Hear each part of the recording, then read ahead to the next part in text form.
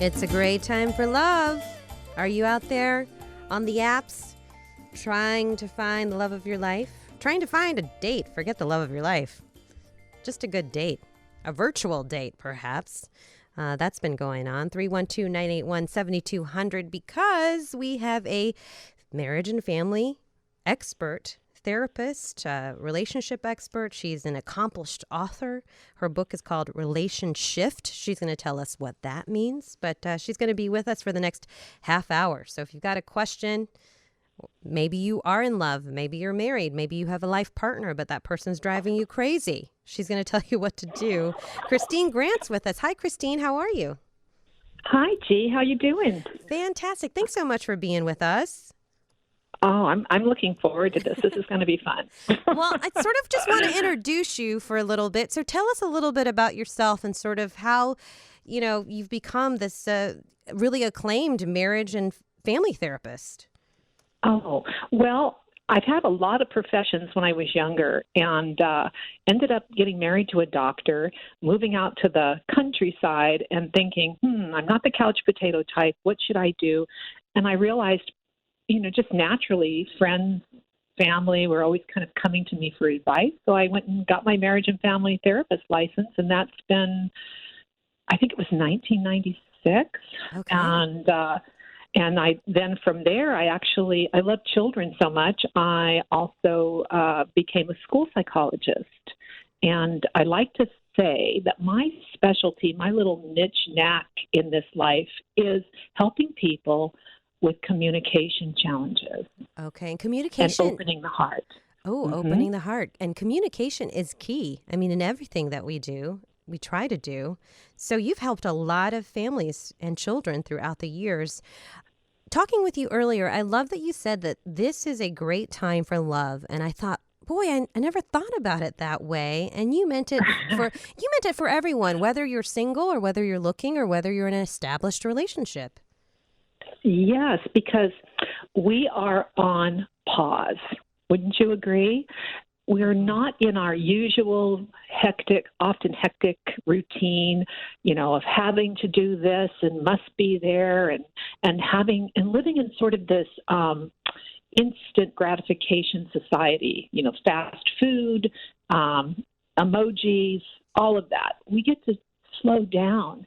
And first of all, look at ourselves. The best relationship that you're going to have is one with yourself.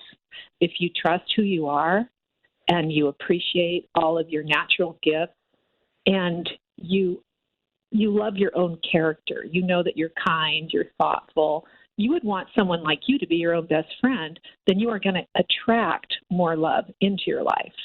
It's almost like you're moving to a higher frequency. People that are, we attract wherever we're at. Sometimes you might find yourself in a relationship, whether you're married or you're dating or you keep meeting the wrong guy or the wrong girl. And take a break, take pause and think about it. Why are you attracting that? Maybe that person is marrying where you are not fulfilled. Oh. And we can't expect other people to, fill those spaces, right? To evolve for us. Yeah, we evolve through our relationships. Our relationships are our best teachers. Oh, that's true. They really are. Oh, yeah. So you really need to develop a healthy relationship with yourself before you look to find happiness with someone else. Relationships don't complete us. However, they can be an enhancement to anybody's sense of well-being.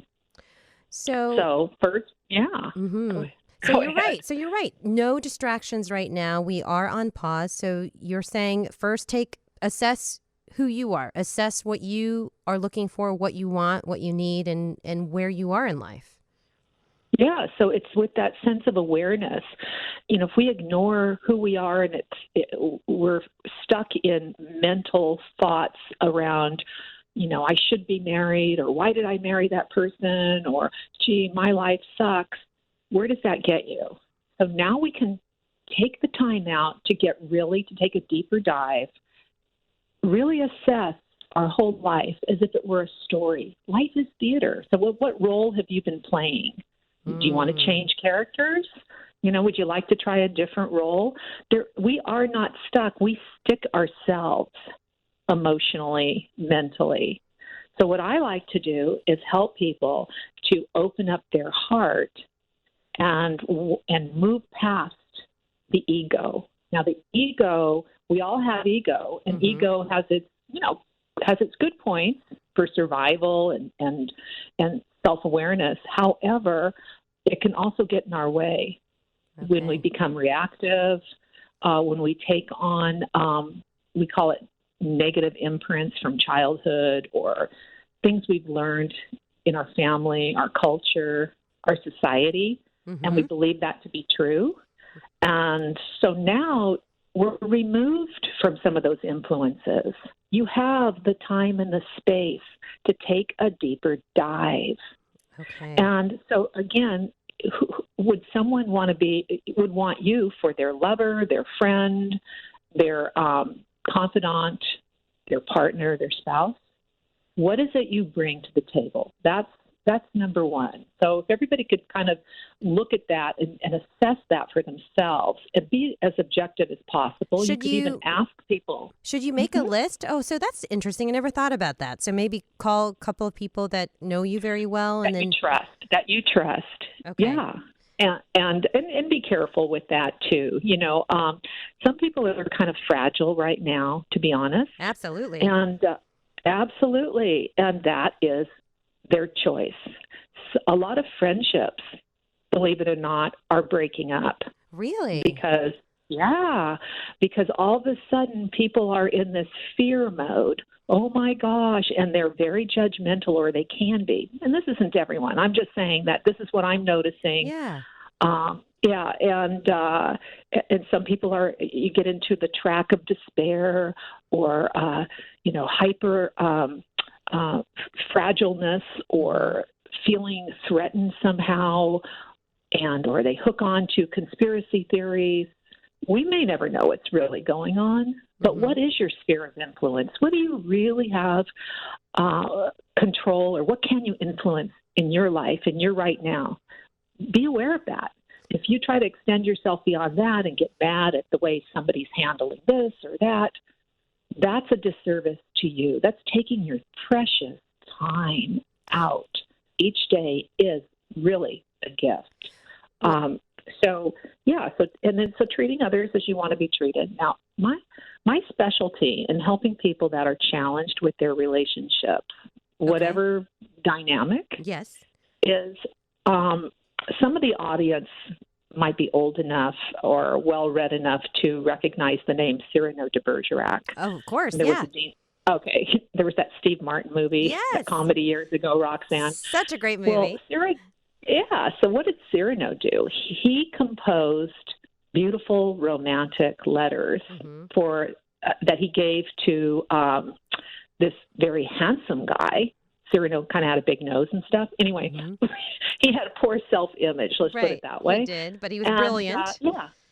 He was brilliant, he was creative, and he was sincere, and he wrote these beautiful love letters for the handsome guy that maybe didn't have as much depth as Cyrano. And the beautiful Roxanne kept falling in love with the guy that was sending her the letters that Cyrano actually wrote. So what I'm saying is I write letters for people to fall in love, to repair, to move past the pain.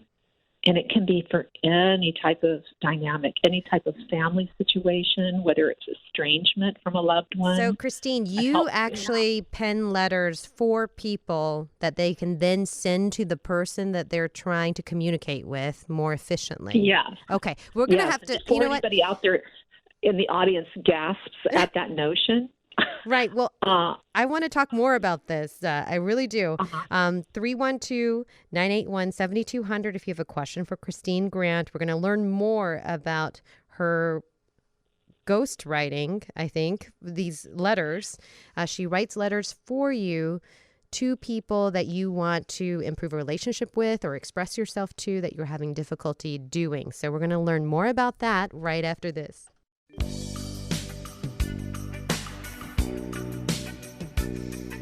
Let's continue talking with Kristine Grant. She's a marriage and family therapist, and she was just explaining to us, taking inspiration from the 1897 play written by Edmund Rostand, Cyrano de Bergerac.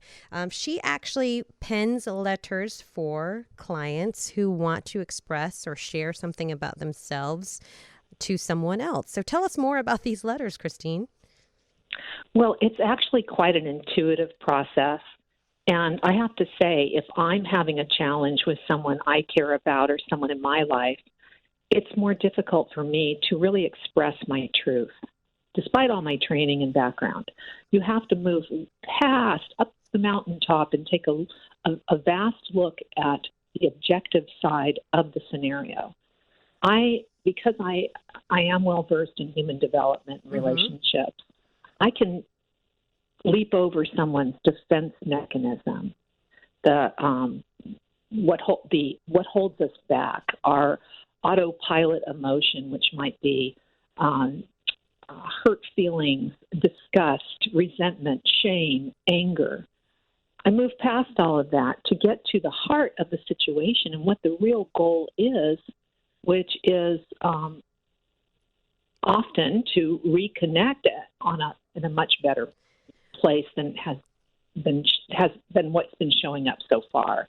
And for some people, is this something you recommend for others to do, is to try to sit down and pen a letter to somebody that they want to reconnect with? Absolutely. So in my book, Relationship, How to Write the Words You Really Want to Say, I have a whole chapter devoted to how people can move past their ego and what's in front of them to see the bigger picture and to come to a better, more honest, deeply expressed, and beautiful communication. Letters, they can become a legacy. So you don't want anything you've written in your letter to be anything but of beauty and of heart and soul, but said in real terms. So it's not just flowery, meaningless stuff. There's substance to every communication. What are some of the keys? Yeah. I know that we should definitely get your book, Relationship, but what are some of the key points in that chapter? Like, what are some of the things that you need to make sure you do if you decide you're going to sit down and write a letter? And first of all, does it have to be a handwritten letter, or is it something that you can this be an email? It's what anyone wants it to be. I mean, handwritten letters are quite beautiful, and they're like old school, and I'm hoping people will bring that art form back. I was clearing out, decluttering through this shutdown period, and found the most beautiful letter from my daughter when she was 8 years old. She's 24 now. And it was so precious. And she's like, I love you so much because you give me kisses, and besides, you're too cute to be mad at, and all this stuff. It's like, oh my God, I felt like I won the lottery for the afternoon. And so many people that find these love letters, they would never, ever let them go, whether it's from your child or from a past. I know friends that have kept every love letter from every relationship. I spoke recently on the subject of grandparents and grandkids. What do? We can't hug our grandkids.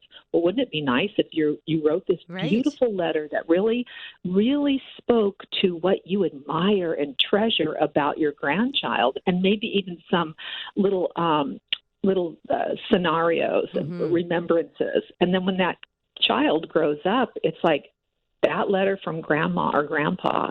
They would just cherish it forever. It becomes like a legacy. So now, Kristine, what are the key things to remember when we're sitting down, we're going to pen this letter to somebody, maybe it's someone we want to reconnect with? What are some of the key things to remember as we're writing this letter? Okay, so the first thing is to get into the right frame of mind, the right emotional space. Okay. If you're in a rage, or no, that's not going to work. It's not going to work too well. Or if you're all depressed and you can't stop, the tissues are flying and you can't stop crying, it may not be the best letter either. It's again, it's coming to terms with who you are and the gift of you and the gift that you want to show to others of your own essence. So the first thing is to get into the right mindset. Okay. Even if that means you've got to go take a walk in nature, come back, have a really calm, quiet, soothing place to sit in, and maybe you want to write a list of what you're disenchanted by, what's challenging, what you're confused over, what you resent. Let it all out on one piece of paper. You're not going to send that, but maybe kind of exorcise that out. And then look at the bigger picture and try to envision, what is it beyond, the, gee, I'm right, you're wrong game, which nobody really wins. What would be the best outcome? What would be the most beautiful way to have this relationship issue resolve? And when I say that there is no relationship that is too far gone, I've helped people that have been estranged. One dad from his daughter, 30 years. 30 years he hadn't seen her. One letter, she was back in his world. A mom who had abandoned her 3 sons is living with one. She hadn't seen them for 16 years. So don't think that there's any situation with anyone that cannot be healed or at least move closer to a more loving space. And at the very least, when you show up with that kind of dignity, grace, care, if the relationship doesn't turn out to be the way you would love, you can still walk away knowing that you showed up in a bigger way and you release yourself. You're not going to be tossing and turning every night thinking, I should have, I would have, I could have. That conversation ends. So it's really such a healing. Words have a resonance to them. So it's how you string the words together, what words you use, and how you pose those letters into a way that will cause the recipient to really want to read further, really want to absorb every word you have to say. You say that in order to do that, you can't be too flowery, you can't be too complimentary. So I'm guessing to a certain degree, you have to be direct. Well, you have to be real. Okay. And compliments can be real. Okay. I mean, I want your heart to spill out what's real, not just, gee, this would make him feel good or her or this, no. That's why taking this precious time out, it's perfect, where you can draw back and really look at that relationship. Almost pretend like you're up on a mountaintop, or you're in the nosebleed section of a theater, and you're looking down at the play that went on, the story. We're all it's stories, and look at what parts you treasure, you cherish, and what parts need boundaries. Perhaps that's not happening anymore, or clarity. It's awful to feel in a state of confusion. Why did she say or do this? Why does he act that way? So this is a way of elevating how you come across. And the interesting thing is this. Sometimes I'll have clients, and I never dictate what their goals should be. They tell me. And so when I write, and it's their heart, my words, okay? So I through God's grace, what have you, I'm able to come up with the words pretty easily. Other people can do it too, okay? You can do it. The audience can do it. But at any rate, a lot of people want me to kind of do it for them because they are emotionally distraught, or they're hung up, or they're shy to express, or whatever it is. But the thing is when someone shows up in that real, true way, and I write the letter for them, often they'll say, "Oh my gosh, I I actually don't want this person in my life, or I've changed my mind, or it's bizarre. They see something in a whole different way. It's the objectivity that I can bring to it, and I teach people to gather that skill for themselves as well. So, Kristine, what are some of the other things that you cover in Relationship? Okay, so it's a myriad of things, to be honest. I mean, there is no relationship I don't deal with, even children, any relationship dynamic that is. So my book starts off with, really informing the reader about what it is I do, how it all works. And then it's chapter by chapter that is condensed into the different relationship themes that are most popular.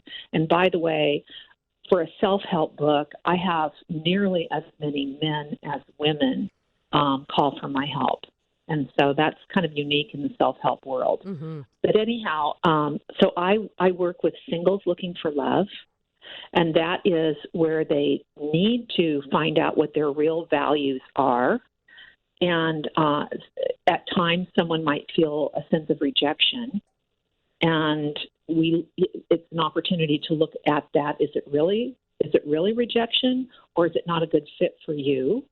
Looking at someone's patterns, what they may normally attract, and when the relationship is not going to be fruitful or the right one for you, how to break off the relationship with grace so you're not carrying the same pattern into your next situation, but you're actually extricating that old pattern you've learned and you've hopped through it.